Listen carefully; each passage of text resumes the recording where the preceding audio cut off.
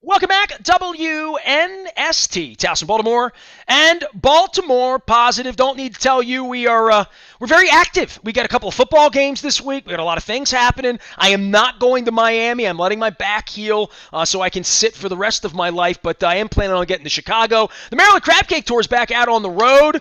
It is presented by the Maryland Lottery. I'm letting myself play, and you can let yourself play as well. Silver Spring Mining and the Chop Tank, and then next week, lots of things going on. Fadley's on Wednesday with Katie O'Malley. We're going to be Friday at Nick's Grandstand Grill in Timonium. And then we're with Mayor Brandon Scott on the 17th at Coco's. Eventually, I'll get together with a crab cake with this guy. I think I've had some calamari with this guy, or maybe a pane rotundo down at Amici's. He is the longtime Orioles executive who went to the Texas Rangers and Major League Baseball, and is now the good professor of all things sports business at Georgetown. We love having him on. It's been a couple of months. My back hurts. Marty, how are you? Have you done the Springsteen Obama thing yet, or is that not something you're going to do? Because I haven't done it, but you're such a Springsteen guy, you know. Yeah, I haven't. I don't know. I just haven't taken the time to do it. Actually, I ordered Stevie Van Zandt's book, so I'm looking forward to reading that. I So think I'm having him on the show in the that'd be next month. awesome. Yeah. Yeah. So I look forward to that. I might if there's something that I think is there, but music first, talk second. But I'm most interested to see, by the way, that Variety the other day they talked about him selling his music catalog to Sony, and it might fetch somewhere in the $300 to $500 million range for his That catalog. that's a music business story now, isn't it, Marty? Yep, yes, it is. So, Well, go go ahead. ahead. No, I was going to say Bob Dylan fetched 300 or 350 million, so they think Springsteen's catalog and publishing rights are more than that. Didn't I think. Stevie Nicks sell some too? And there's some Yep, that. a lot of Uh-huh. artists. That's been the thing. People doing estate planning. People think that there was going to be a capital gains tax change, different things like that that accelerated a lot of that selling of catalogs. Yeah. Marty Conway knows all things sports. Dude, I don't even know where to begin. Like, I mean, you and I could go at this for hours. Just the NFL ownership situation. I've had Ken Belson on this week. David Steele and I went back and forth. A lot of guests are people like you, Mm-hmm. not just regulars or people that I like a lot or expound upon with, but people that, like, I tried fetching a month ago just to have on for bye week, and then my back blew out and everybody got pushed. And in this period of time, since I've pushed you twice in 3 weeks, we have St. Louis kicking the NFL's ass, Kroenke rolling on owners. We've got Dan Snyder's emails. We've had John Gruden fired since the last time I had you on, and Bruce Mm-hmm. Allen. Mm-hmm. And then we have, Ruggs killing a woman at 3 in the morning, and we got Aaron Rodgers running around unvaccinated. I mean, it is a soap opera, isn't it? And they love it this way, but the ownership part and the sausage being made and St. Louis is the most fascinating part about why I would have called you. And Roger Goodell making $128 million in bonuses, even though he took no salary during COVID. The NFL is no longer, Nestor, a shield. We talk about protect the shield, et cetera. The NFL is a bulldozer. The NFL can bulldoze its way because, no, like everything that you just mentioned, regardless of what happens, the NFL continues to not only survive but prosper. Not necessarily in the ratings, although they've rebounded from 2016 period, the Trump period, the election period. Not only do they survive, but they thrive, right? They've signed new 10-year media deals that will bring in them in approximately 10 billion a year just in media revenues. So 110 billion dollar media deals. So keep this in perspective. The NBA hopes to be soon a $10 billion league in total revenues. 10B with a billion. Okay, go Yes. ahead. Okay. The NFL soon, within 2 years, not hopes to be soon, within 2 years, will bring in $10 billion a year in media revenues alone. Okay. So the media business in the NFL is as large as the entire business of the NBA, right? That gives you an idea of the scope and scale as to what it's gotten to. And the point is, with all those different things that you talked about, the NFL operates almost like Hollywood operates, and that is very little to no oversight at all, right? a typical business in an industry. The media business has to be the oversight is the FCC. If you're a public, right, Hi. I fill right, those forms out. yeah, Which is why every night when I see Tucker Carlson and when I just see all of this stuff happening, it blows my mind. I mean, it kind of blows my mind that because I have to fill out an FCC form that I think if I were instigating insurrection or just, doing Radio Free Cuba or giving Russian love signals on the radio, I would have thought they'll just come take, or show a nipple, quite frankly, in the case of Janet Jackson, right? Or drop an F-bomb or any of George Carlin's things. It's amazing that there is oversight. Like, to me, having this microphone for 23 years, not stuff that's going on Twitter or Facebook or, Pornhub or any, Lord knows, right? But oversight of some kind, bullying online, which I'm sure I'm going to be talking about with Councilman David March this week. But the NFL is like, there are just certain people in our culture that have just moved above the rules and said, just sue me. Just sue me, right? I mean, that's kind of where they are. It's a room full of just sue me people, kind of. Yeah. So the media has the FCC. If you're a public company, you have the SEC, right? You have trading issues. And if you're generally a product or service, you have the FTC, right? Federal Trade Commission, in terms of what you can say, how long you can say it, what you must say, all those different disclosures that you have to have. But it appears that the NFL, like I said, almost like Hollywood, operates in a way where there is little to no oversight. Now, are they concerned about antitrust issues? For sure. Are they concerned when a couple of congressmen say we'd like to see more of these emails from the Washington football team? I'm sure they are. But it never, almost ever, with the exception of the concussion rounds that they went through, gets to the point where they're dragged down to Washington and have to justify any of the things that happen. And Well, so, Marty, you worked in the league in the 70s and 80s. Since your time, how many times has anything in sports, other than us bitching about it or holding our nose or shaming, there's a lot of, twidicule, as Andrew Brandt says, and I'm chasing him down. But how many times has anything really been federally mandated? I mean, Roger Goodell can get into it with Ray Rice or whatever, but getting dragged to Congress is about antitrust. It's about steroids in baseball, right? I mean, hockey's never really been called before government, I don't think, right? What other? I mean, I'm just trying to think of when they ever get to sports that gambling's going to be the next thing. There's no doubt about that.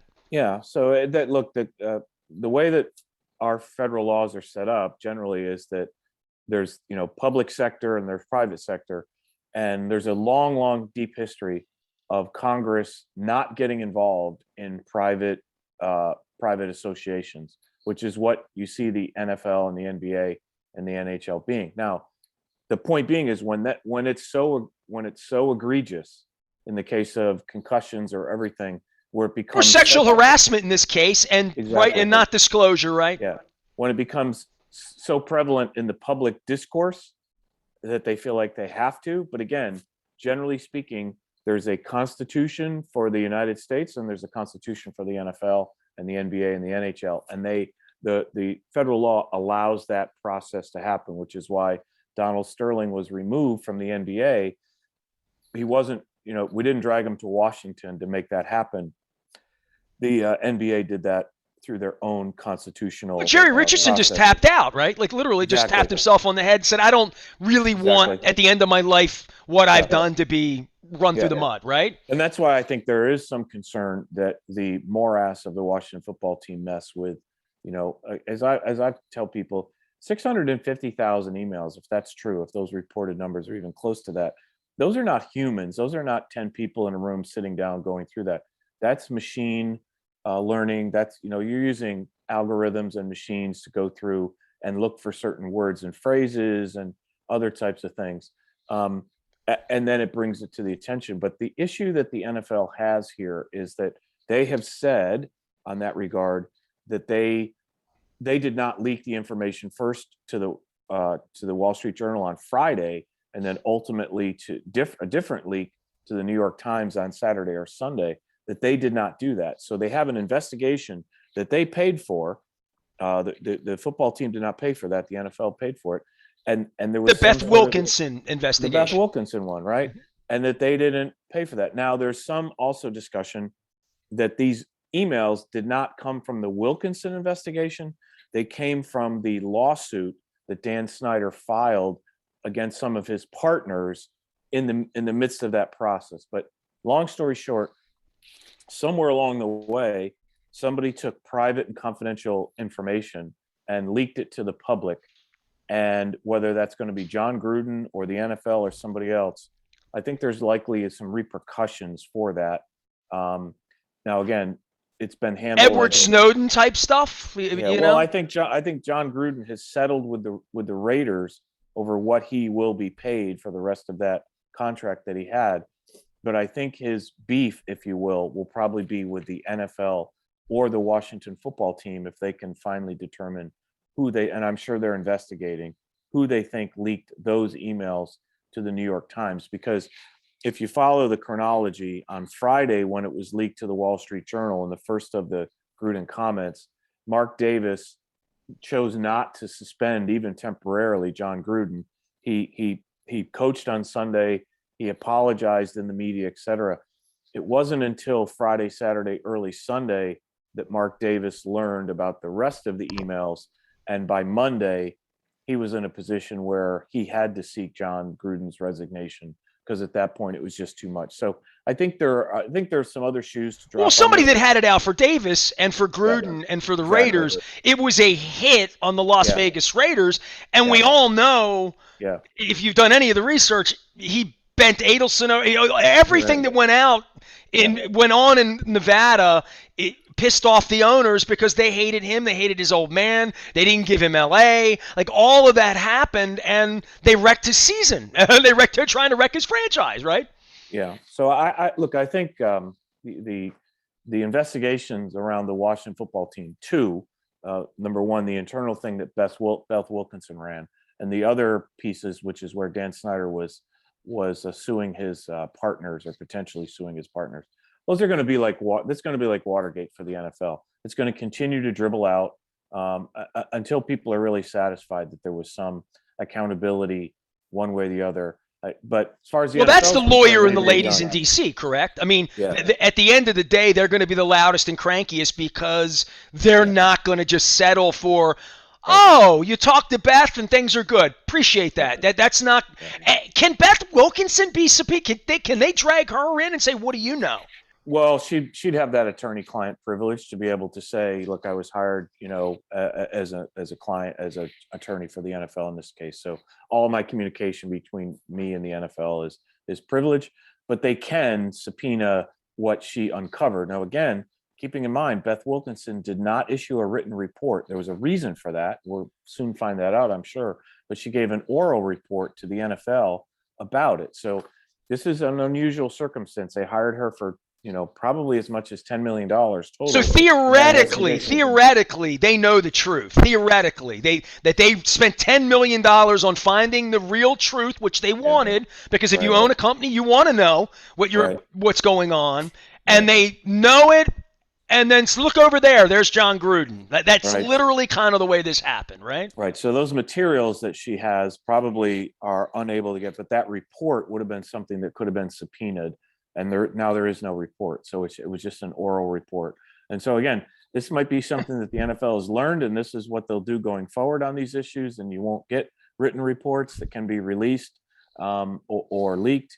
That But sounds like a strategy, Marty. It sounds like a yeah, bunch of lawyers got together and said, we'll never, ever have a written anything ever again. In the same way that Dan Snyder has never used email, apparently, right? Like, right, exactly right. other than a burner account, he doesn't really know how to use email, right? Yeah, yeah. So anyhow, that's where we are with the NFL, which is a largely unregulated. There's lack of oversight.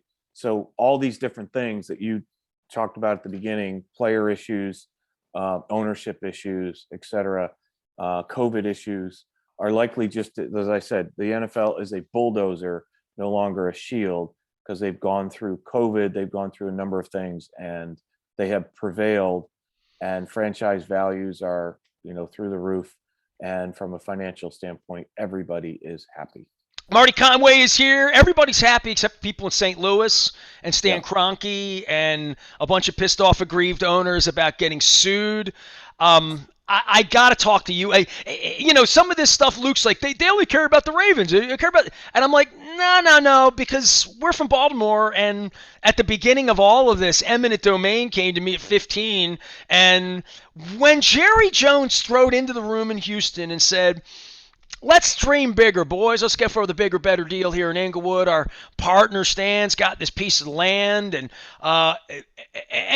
no one stood up and said, but we have rules, right? It's to your point. The bulldozer is, yeah, who's going to come and investigate? We will do whatever we want.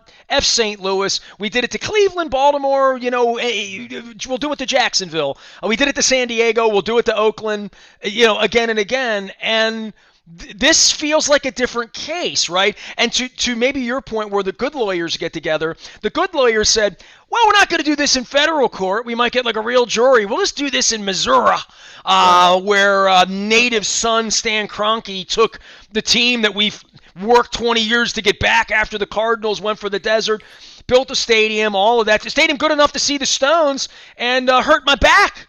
Was a jumping jack flash. It was a gas, gas, gas, Marty. But I was in St. Louis at the Baseball Emporium watching football when Tucker made the kick the day the Stones opened their tour, and went into a perfectly fine NFL facility that was built for them. And I really started reading about it before I went to St. Louis. But over the last 6 weeks, this has become such a hot potato that Stan Kroenke is no longer talking to his partners, only through lawyers at this point, right?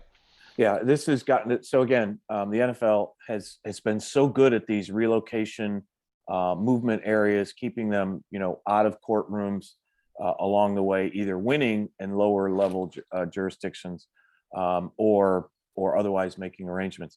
This is one that's dangerous for them, right? Because, like you said, the jurisdiction here at the court level is important, because if you can find a more friendly jurisdiction, shopping around for that, that's important. And number two, should it go further, the one word that the NFL never wants to hear with regard to any legal process is discovery.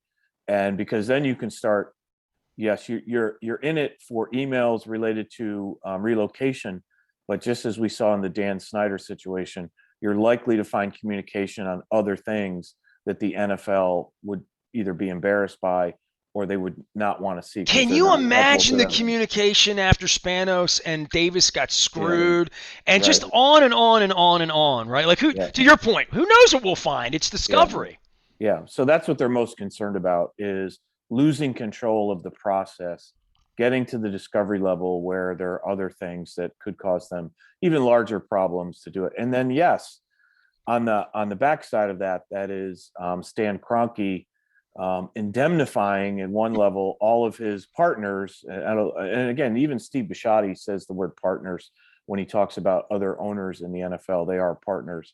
And in this case, allegedly indemnifying them from any of these potential legal fees, to now essentially going silent and saying, it could be, we don't know what it's going to be, but I don't know if I ever really said that, or that's not really what I meant, or didn't expect this. But you're right. This is the kind of, or in other words, hey, I built you a stadium. Don't you remember that? Yeah. I was the guy that came out here after 50 years and put $6 billion in the ground, like literally, right? Yeah. So that's their biggest concern. And these again become a distraction.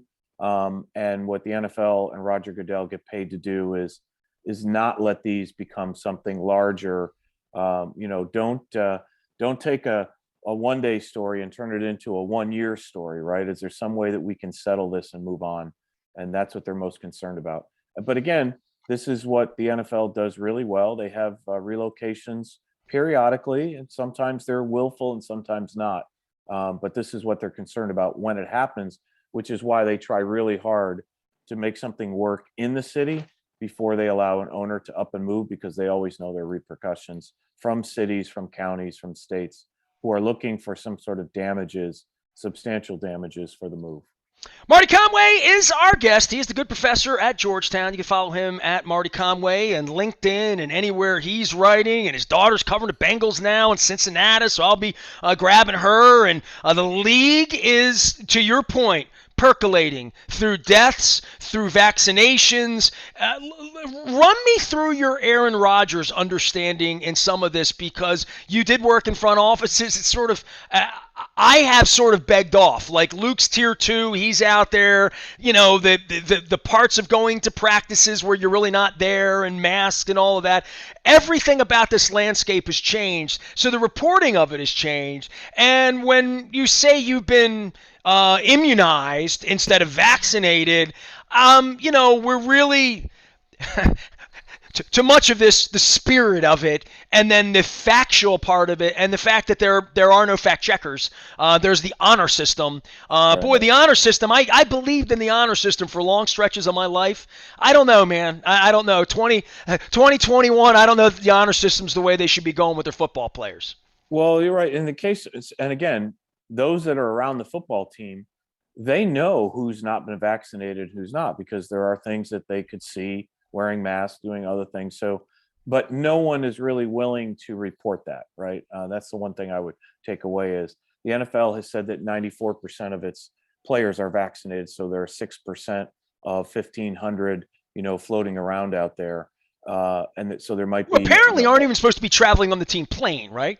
Right. There's a number of things. And then once they get there, they can't leave the team hotel. There's some other restrictions that are part of that. Wouldn't it be easy to figure out who that 6% is then? Yeah, totally. Right. But there are people who aren't willing to report on it. Now, in the case of Aaron Rodgers, look, there's been media, again, and I just throw that all into one bucket of media, who've been worshiping at the church of Aaron Rodgers for a number of years. And that is because he's good content, right? And to get access to Aaron Rodgers, he's been on the Pat McAfee show now for I don't know how long, and no one has ever asked him if he's been vaccinated or followed up on the, well, what do you mean when you say immunized, right? So I think this could change that. Look, even State Farm has been running Aaron Rodgers commercials. Now, I say this because I picked up this the other day when I heard this news. I've not actually seen an Aaron Rodgers State Farm commercial in a number of weeks. In fact, I can't remember. I know it happened earlier in the football season, but this also puts State Farm in a position where you've got options. You've got Ray Rice punched his wife in an glass elevator, and he's on the M&T Bank card, right? So this isn't when Tiger Woods' wife was going after him with a golf club. I mean, that's part of if you had Henry Ruggs jersey, right? I don't know. That's part of sports, isn't it? Yeah, it is. The other thing about it too is we know, for example, that NFL locker rooms are not open on Wednesdays, right? That they used to be. And that allowed reporters to go in and talk to various people, right? Backup wide receivers, linemen, etc. Right now, the media has availability who the teams put out there.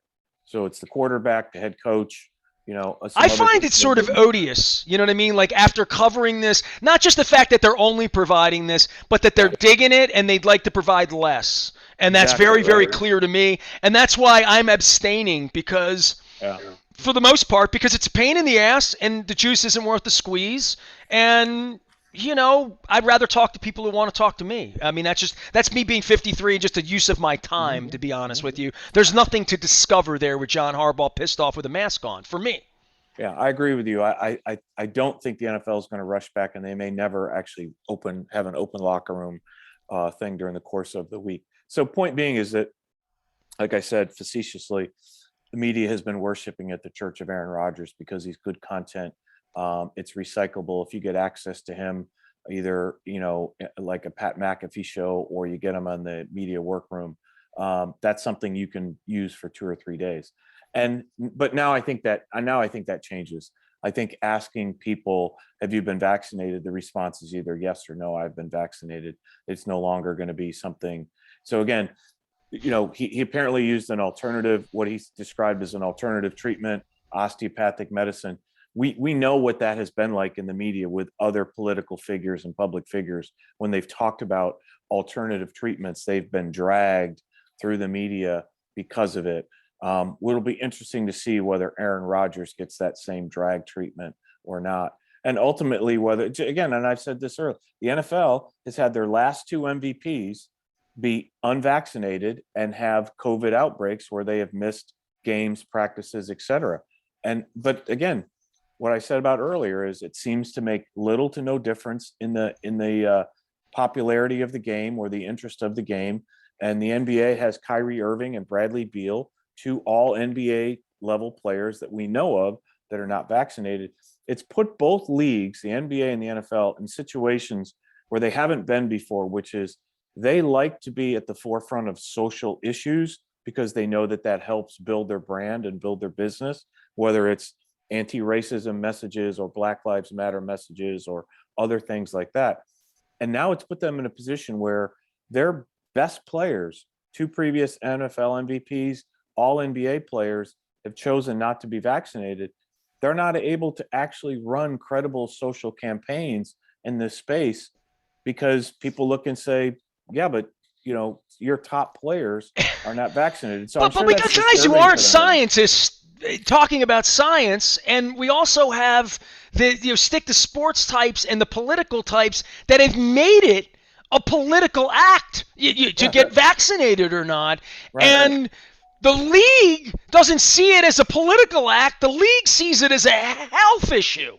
You know what I mean? Like, and in 1973, when my parents took me to Colgate Elementary and tried to put me in, and I had to have my DPT shot and my boosters and all of that stuff that I hated, and I'm sure my parents, didn't like seeing me cry and get a needle either.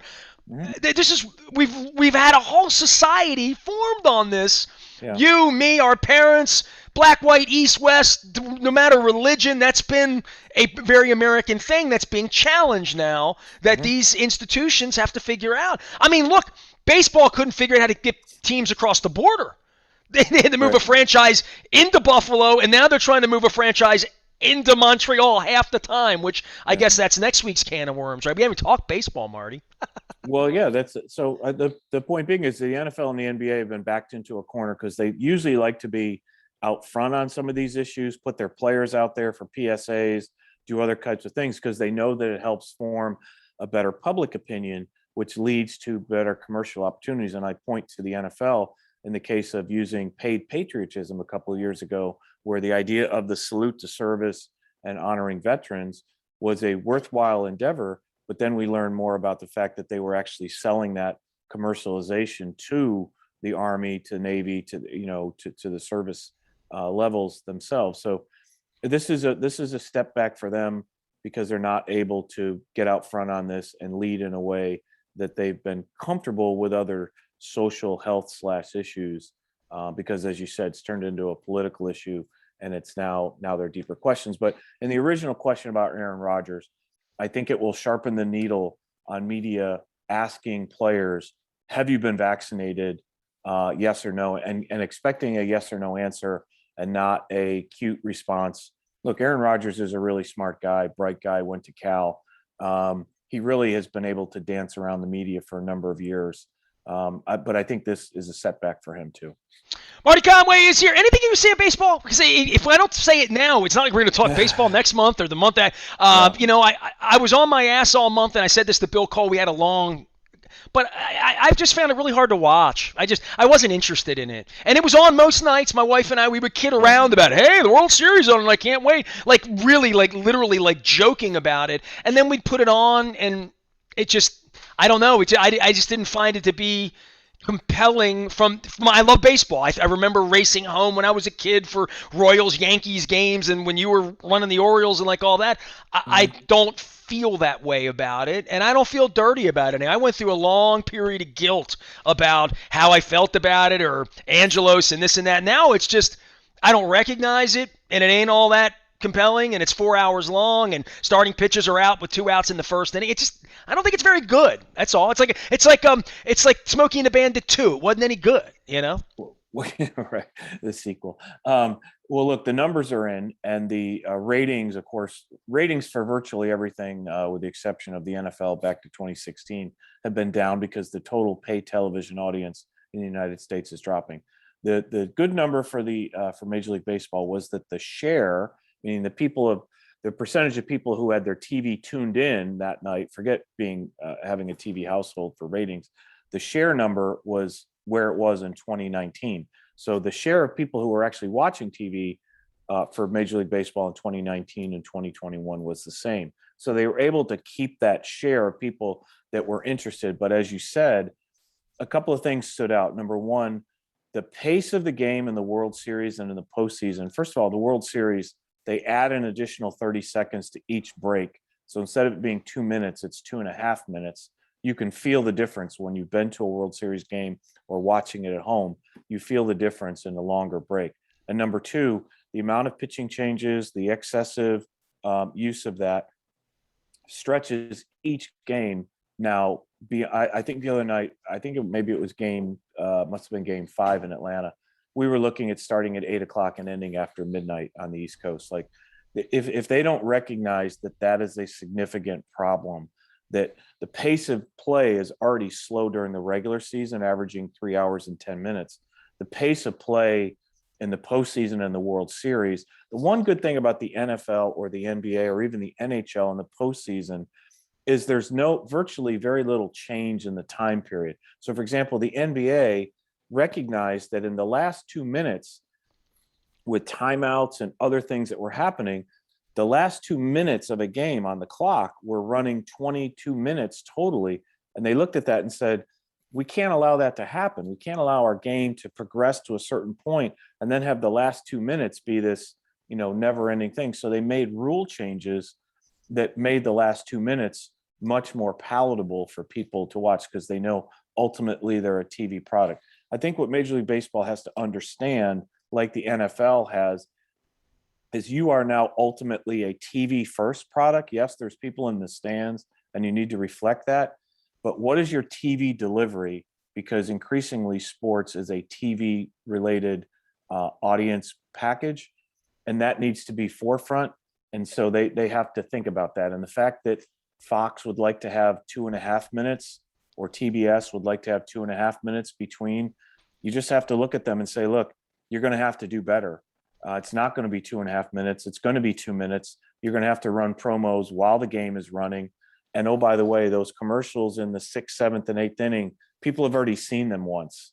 So, we've already seen Taco Bell have 2 or 3 ads by the 5th inning to move that along. So, again, I don't know what will happen in this collective bargaining. I think most of the action will be around service time or the doubleheader. The DH. Yeah, next time we get together, they're going to be fighting, right? The next time we get together, there's going to be a work stoppage, according to everybody. And again, I'm not Lords of the Realm anymore. It's not. I don't care. You know what I mean? Like, and the fact that they don't play or do play either way in regard to the Orioles, and this is how I feel. I looked it up.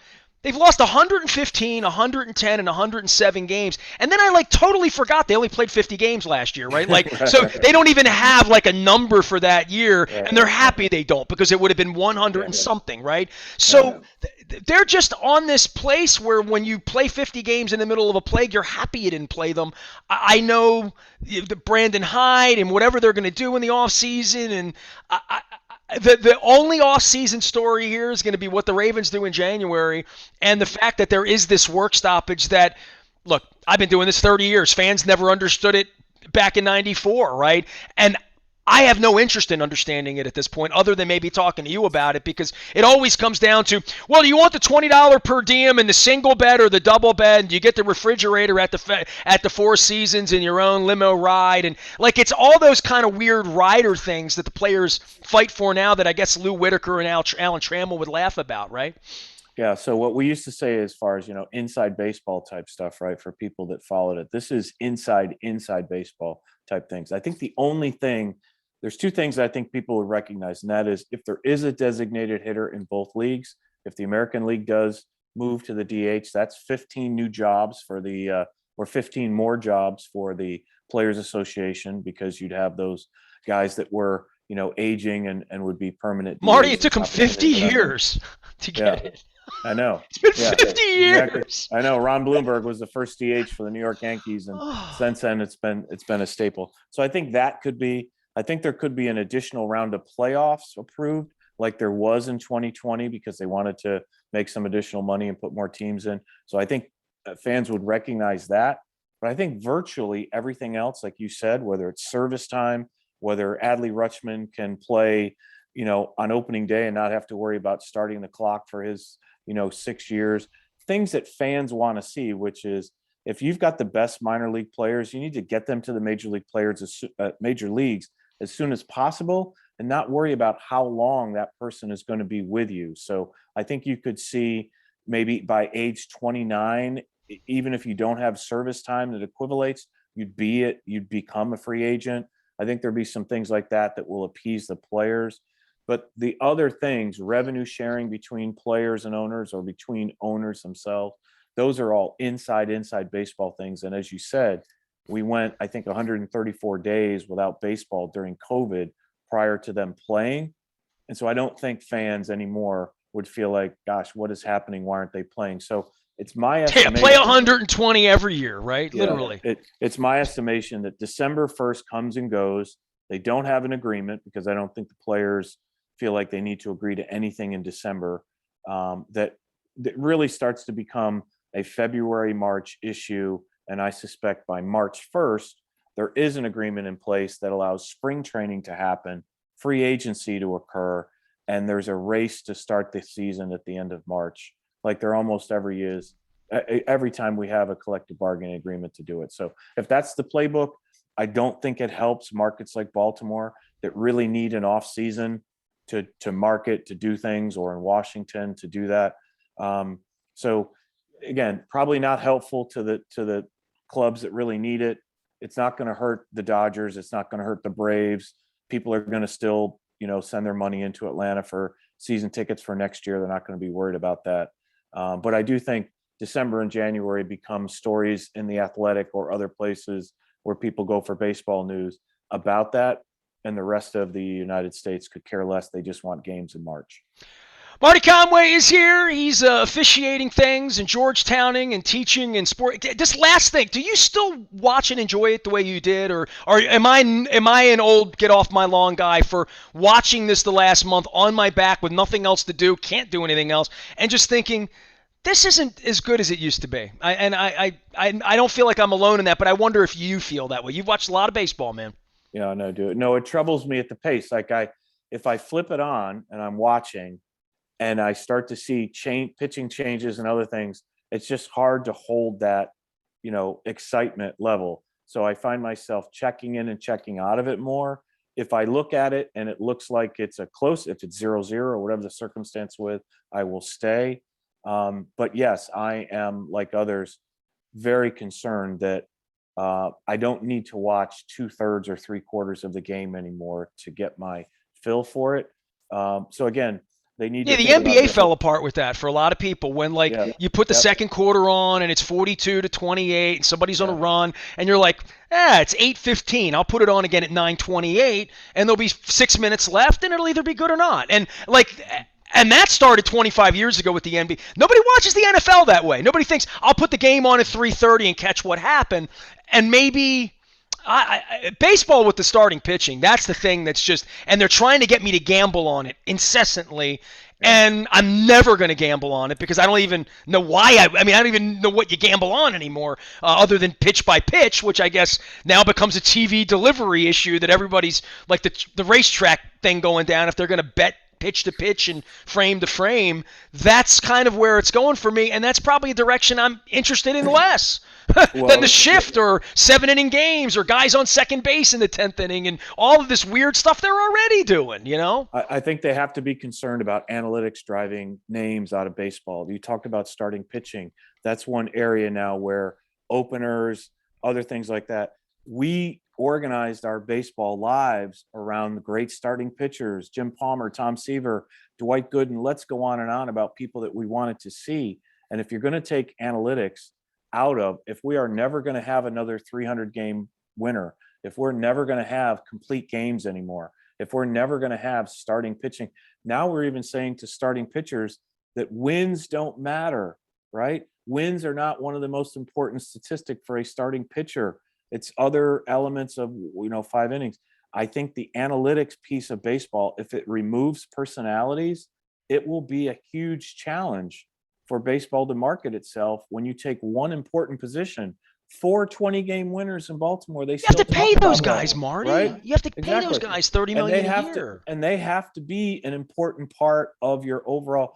That's like the NBA now taking centers and saying, well, we're not a game anymore that revolves around the center. So you're saying that Wilt Chamberlain and that Lou Alcindor and Kareem Abdul-Jabbar and Bill Russell, those are names that don't matter anymore because it's a 3-point game. So I think that taking analytics, and I love them both, but I think when analytics drives personalities out of the game and takes a position like starting pitching and minimizes it and turns it into a commodity, that I think is a concern. And I think baseball should look at collectively, how does that impact us from a marketing standpoint?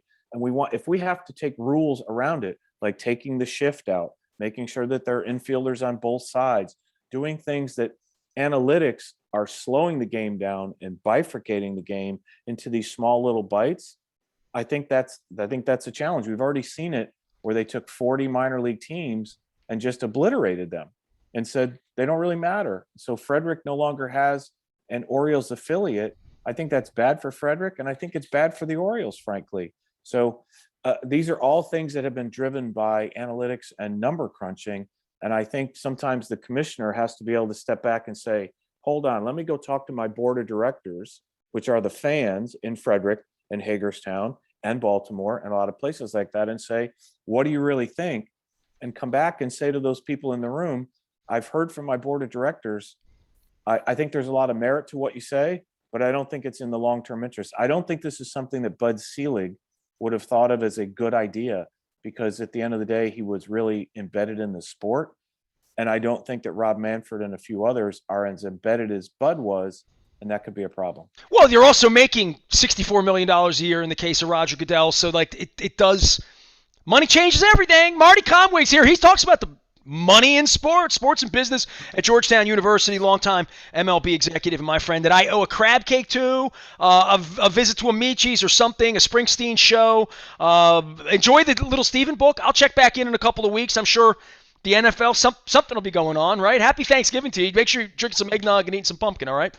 Awesome. Thanks. Great to be with you, bud. Always good to visit with Marty Conway. The Maryland Lottery sponsors our Maryland Crab Cake Tour. We're going to be everywhere, coming to a neighborhood near you with great conversations. You can find all of that out and on my Facebook and Twitter and all those places. We have the schedule. Wednesday of next week at Fadley's. Friday, we're going to be at Nick's Grandstand Grill in Timonium, and then with Mayor Brandon Scott on the 17th at Coco's. Oh, and my 30th anniversary kicks off on the 9th. Marty, you're invited to the Beaumont in Catonsville. We're going to have a crab cake there on Thursday, December 9th. That kicks off my 30th anniversary week or month or year, whatever it is, December 13th. It's a Monday night. I'll be home sleeping.